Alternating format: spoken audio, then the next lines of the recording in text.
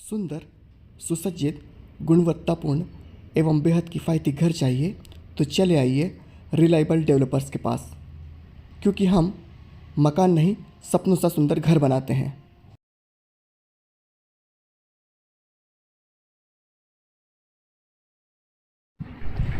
केंद्रीय वित्त मंत्री निर्मला सीतारमण ने आज सरकार के वार्षिक बजट को प्रस्तुत किया। संसद के पटल पर प्रस्तुत किए गए इस बजट में आम लोगों के लिए क्या खास है, टैक्स में छूट का किस तरह लाभ मिलेगा और अन्य आम लोगों के लिए क्या सुविधाएं इस बजट में है, इसे लेकर के खंडवा के भी व्यापारी व अन्य जनप्रतिनिधियों द्वारा अपने विचार प्रस्तुत किए गए।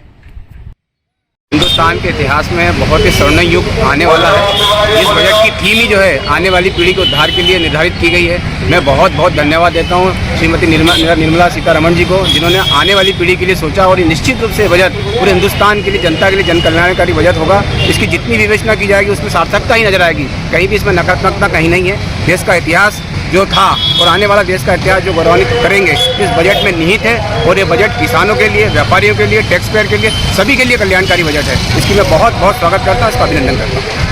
आज का बजट जो निर्मला सीतारमण जी ने प्रस्तुत किया है बहुत ही लोक लुभावन बजट है। इसमें शासकीय कर्मचारियों को जिनकी आय सालाना 12 लाख रुपए तक की है उनको अब कोई टैक्स नहीं देना पड़ेगा और स्टैंडर्ड डिडक्शन के साथ जो 75,000 की अलग से छूट मिलती है, इस प्रकार 12,75,000 तक की सालाना आय वाले कर्मचारी या व्यक्ति को किसी भी प्रकार का कोई टैक्स नहीं देना है। ये अपने आप में एक बहुत बड़ी छूट है जो कि प्रधानमंत्री मोदी जी के प्रयासों से निर्मला सीतारमण जी ने आज के बजट में प्रस्तुत की है।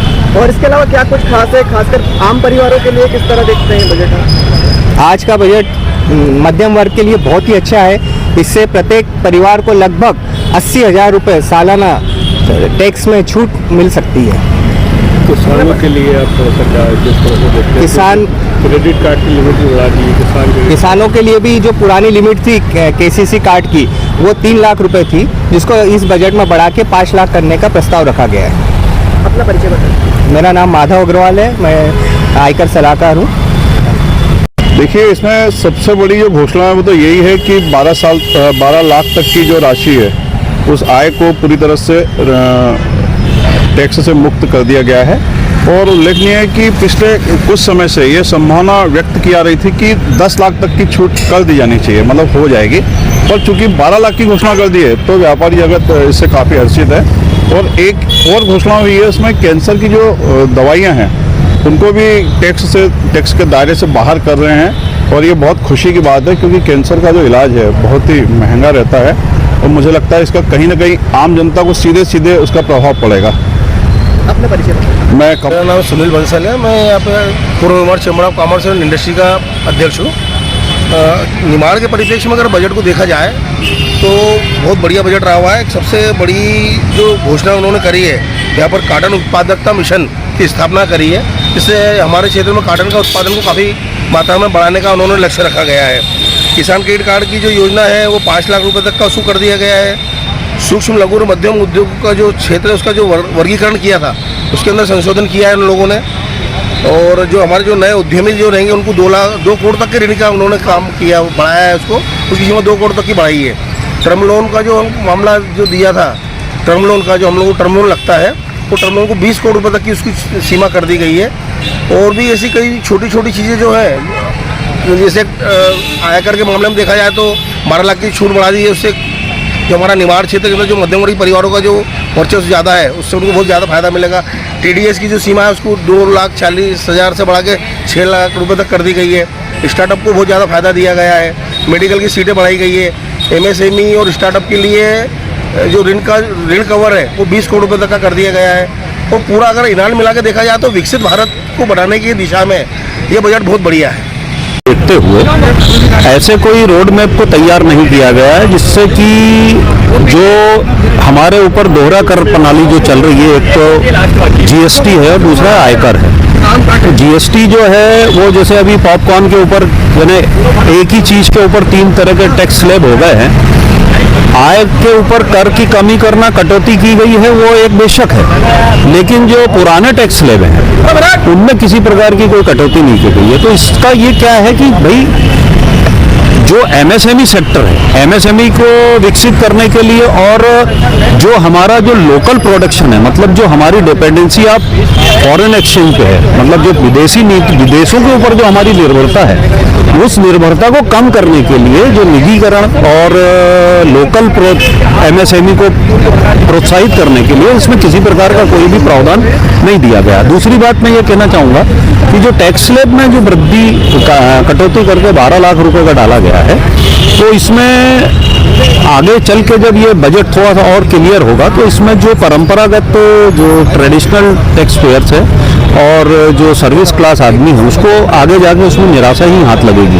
भाई जैसे हम छोटा सा उदाहरण ले सकते हैं कि एक्सप्रेस वे पर 120 की स्पीड है और हाईवे पर 100 की स्पीड है, लेकिन गाड़ी में 220 की स्पीड दी जाती है। तो जब वहाँ पे आदमी 100 के ऊपर चलाता है तो उसको 1000 रुपये का चालान लग जाता है। तो क्यों ना हम गाड़ी की लिमिट ही 120 रखें, उसकी स्पीड ही ना बनाएं। तो ये इस तरह का ये विडंबना है कि कानून के आधार पर जो नियम बन रहे हैं वो कुछ और हैं, प्रैक्टिकल के अंदर जाएंगे तो उसके जो घुमाव फिराव है उसके अंदर आदमी उलझ करके रह जाता है। कोई क्लियर कंसेप्ट बजट में नहीं समझ में आता है। कान इधर से पकड़ो, ऐसा घुमा के पकड़ो, ये बजट को हम इस तरीके का घुमाव फिरावदार बजट बोल सकते हैं। और इसमें आदमी आज भले ही 12 लाख रुपए को सुन करके खुश हो रहा है, यदि उसकी आय 12 लाख 1000 रुपये हुई तो वो 12 लाख लाने में फिर अपने जो भी जतन है वो करेगा और किसी भी तरह उसके टैक्स से स्लैब में आने के प्रयास करेगा। इससे अच्छा ये होता कि 12 लाख रुपए की छूट दी थी और उसके साथ साथ पुराने टैक्स स्लैब में भी थोड़ी कटौती कर देते तो आदमी है ना खुशी खुशी आगे बढ़ करके अपना टैक्स को भरने का काम करता। और सबसे बड़ी चीज़ ये है कि जो बढ़ती हुई महंगाई है, जिस तरीके से महंगाई बढ़ रही है, उसके लिए ये बजट जो है किसी भी प्रकार का राहत नहीं देगा। जीएसटी की जो दरों में परिवर्तन हो रहा है, छोटी छोटी घरेलू आवश्यकताएं हैं, छोटे छोटे लोगों के घर में जो छोटी छोटी आवश्यकताएं हो रही हैं, जो छोटी छोटी चीज़ें जो उनके दैनिक उपयोग में आ रही है, उनके ऊपर इतना भारी टैक्स जो जीएसटी लग रहा है उससे उनके बजट बिगड़ रहे हैं। तो इसके ऊपर अभी फिलहाल कोई फोकस नहीं किया गया। अब नेक्स्ट वीक में जब बजट आएगा तो और थोड़ा एनालिसिस करा जाएगा कि भाई इसमें आखिर व्यापारियों को क्या फ़ायदा हुआ, आम आदमियों का क्या फ़ायदा हुआ, बड़े उद्योगपतियों को क्या फ़ायदा हुआ, कॉरपोरेट को क्या फ़ायदा हुआ, विदेश नीति में क्या परिवर्तन किए गए, कस्टम ड्यूटी क्या चेंज की गई, ये सब चीज़ें आने वाले ब्रीफिंग में पता चलेंगे। क्योंकि देखा जाए तो ये जो बजट जैसे ही आया था तो निफ्टी और शेयर तो 390 पॉइंट नीचे धड़ाम से गिर के आ गए। यदि बजट में कोई आकर्षण होता तो ये तेज़ी से बढ़ जाता। तो ये मेरा नाम संतोष सराफ है और कैट जो कन्फेडरेशन ऑफ ट्रेड फेडरेशन का मैं प्रदेश सचिव हूँ। इन ऑल टोटल हम इसको एक औसत खुश होने वाला बजट बोल सकते हैं।